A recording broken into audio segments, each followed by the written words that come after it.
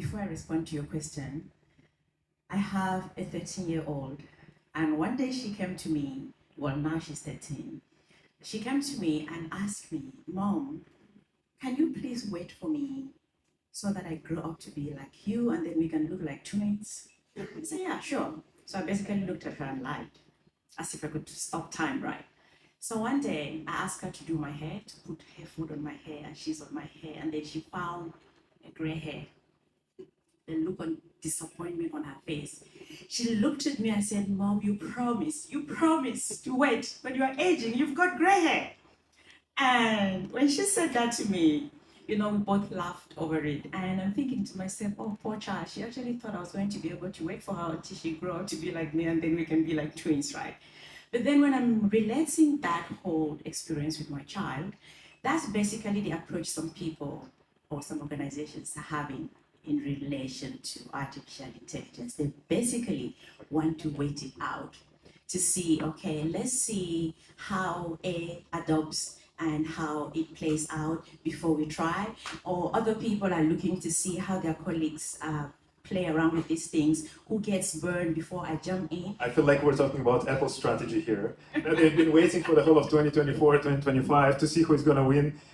Gemini, OpenAI, whatever. Exactly. So perhaps it works for them. We don't know, It might work for Apple. Apple is usually the one that's... Yeah, so the waiting game is a dangerous game because these tools are moving so fast. The world is moving so fast. Technology is moving so fast.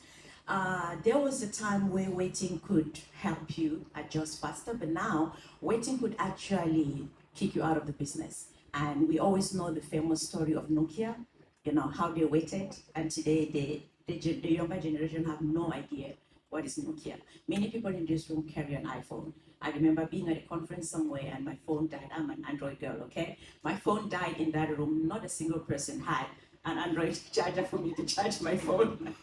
So back in the day, Apple or Nokia was the iPhone of today, but because they did not adjust fast enough, they were waiting. And the same year that the iPhone was launched in the market, which was 2007.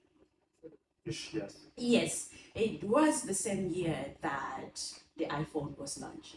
And that same year, the CEO of Nokia back then was on Forbes magazine with the title 1 billion customer who can catch the cell phone king. If many people can remember that famous magazine, right? So the cell phone king was not on the court but was dethroned because, again, they did not see it happening. So the mindset and the culture has to go hand in hand with artificial intelligence. Adaptability beats experience. So many people.